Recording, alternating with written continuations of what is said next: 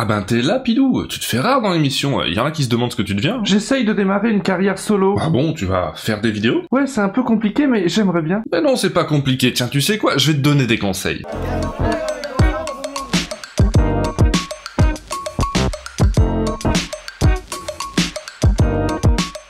Bonjour et bienvenue dans Highway to Tail. Aujourd'hui, nous allons aider un traître. Mais non, c'est pas de la trahison. Il veut créer sa propre émission, faire ses propres vidéos, c'est cool. Vive la créativité. Merci. Les rats quittent le navire. Mais j'arrête pas, je t'étais, hein. Ouais, putain, un peu gros pour un rat.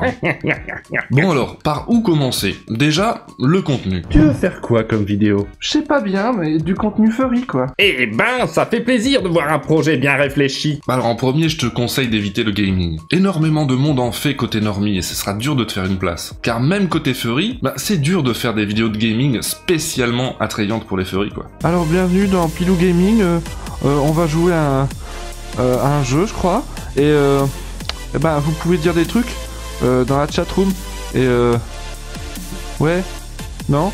Je pourrais faire de la danse. Encore faut-il savoir danser. Ce chat de gouttière ne fait que s'agiter dans tous les sens comme une peluche dans une machine à laver. La danse, ça plaît, et il y a pas mal de furs qui en font. Par exemple, Ray Blaze en publie régulièrement.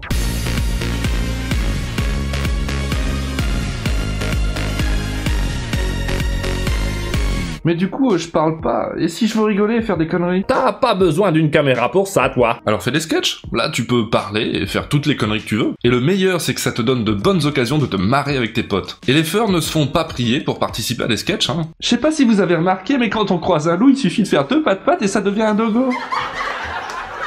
Et si je veux parler du fandom, un peu plus sérieusement peut-être? Dans ce cas, tu peux créer un format de type émission, avec un sujet par vidéo et une mise en scène bien cadrée. Bonjour et bienvenue dans Comment nourrir son chat. Parce que tu la trouves bien cadrée, ton émission? Ou alors des vlogs, si tu veux faire plus simple. Ça te laisse libre de faire une présentation comme tu veux et décontractée. Alors salut à tous, il est 17h30, je rentre du bahut. Qu'est-ce que je me suis fait chier en cours de sieste féline, putain, oh... Il y en a aussi qui font des interviews de furry comme le French Furcast. Alors, monsieur Ray Blaze, que pensez-vous de ce troll de Tisha Tiger? Mais je t'ai pas avisé, bordel! Je sais toujours pas quoi faire. En fait, t'es pas forcé de choisir. On ne fait que s'amuser sur une chaîne avec un petit public, c'est pas du travail. Rien ne t'empêche de faire un peu de tout, de varier les types de vidéos. Et sois créatif, n'hésite pas à créer quelque chose qui ne semble pas encore exister. Et de ne sortir que des daubes comme celui-là. Ah, vache, t'es en forme toi, hein? Comme quoi, faites quand même attention à qui vous invitez dans vos vidéos. Et si je parle, en quelle langue je dois le faire? Je peux le faire en français? Bah la langue, voilà un choix important. Alors oui, tu peux le faire en français. C'est ta langue maternelle, donc tu la maîtrises. Tu vas pouvoir avoir une façon de parler naturelle et utiliser toutes les subtilités du langage. Faut aussi voir qu'il n'y a pas beaucoup de contenu furry francophone, hein. Donc ce serait vraiment bienvenu d'en créer. Tu ne lui dis pas tout, là. C'est vrai, ça a aussi un inconvénient. Nous ne sommes pas si nombreux dans le fandom à parler français. C'est pour ça que les conventions essayent de tout faire en anglais. Exactement. Et il faut bien se rendre compte que de faire du contenu furry dans une autre langue que l'anglais, ça signifie que tu n'auras jamais un grand public. C'est pas comme ça qu'on devient popu. Voilà. Et donc à toi de voir quels sont tes objectifs et faut en tenir compte. Et quand on est prêt, on fait comment? On commence par écrire un script. Ça,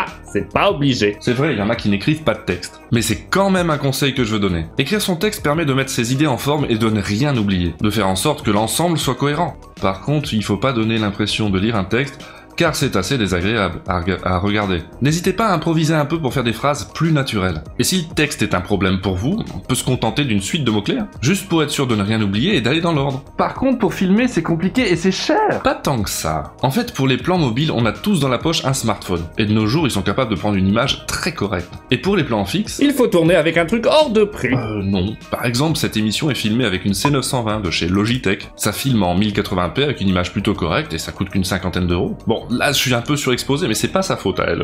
J'ai pas encore assez d'éclairage pour le fond vert. Mais attends voir, si tu tiens la webcam dans ta main là, qu'est-ce qui te filme là? Magie! Mais par contre, avec la pandémie et tout le monde qui travaille à domicile, le prix des webcams est envolé. C'est vrai que là, tout de suite, c'est un peu cher. Il vaut mieux attendre un peu que ça revienne à la normale, hein. Mais t'enregistres comment avec une webcam? Avec OBS Studio, c'est un logiciel libre et gratuit. Il est très utilisé pour faire du stream sur Twitch, mais on peut se contenter d'enregistrer localement. Et t'enregistres aussi le micro de la webcam du coup? Ah non, alors là, surtout pas. Il y a une chose très importante à prendre en compte. Le son est beaucoup plus important que l'image. Ah oui? Bah regarde, si mon image est pourrie mais le son est correct, on s'y fait. Ça va encore, c'est pas si grave. En revanche, si l'image est correcte et le son est pourri, c'est insupportable.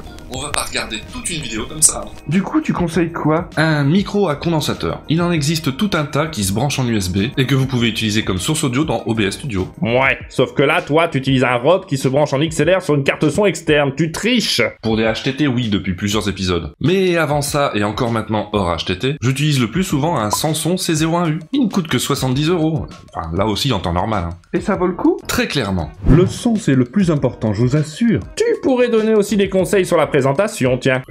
C'est-à-dire? Eh bien, être propre sur soi, ressembler à quelque chose. Enfin, tout sauf des cheveux entièrement hors de contrôle. Oh ouais, c'est pas de ma faute si les coiffeurs sont fermés depuis des semaines, là, hein. Les pauvres cheveux obligés d'habiter sur le crâne d'un Jean foutre. Je comprends pas comment les gens t'aiment bien, toi. S'ils savaient comment tu es dans la vie de tous les jours. Oh, mais ils le savent bien, ou du moins ils se l'imaginent. Mais que veux-tu, les gens aiment les salauds. Ok, on dirait un conseil en création de personnages marquants. Et sinon, une fois que c'est tourné, on fait comment? Là, faut faire du montage. Pour ça, il existe de très nombreux logiciels, du plus basique au plus professionnel. Le montage, c'est assez long à faire et on est tous plus à l'aise sur tel ou tel logiciel. C'est vraiment une question de goût. Pour ma part, je monte sur Final Cut. Mais en ce moment, on parle beaucoup de DaVinci Resolve. Il est performant et il propose une version gratuite. Et la vidéo, je la publie où? Sur Twitter? Sur Facebook? À ta place, je publierai directement dans la corbeille. T'es sérieux, là? En vrai, tu publies où tu veux. Mais YouTube est encore la meilleure plateforme pour ça. Quoi?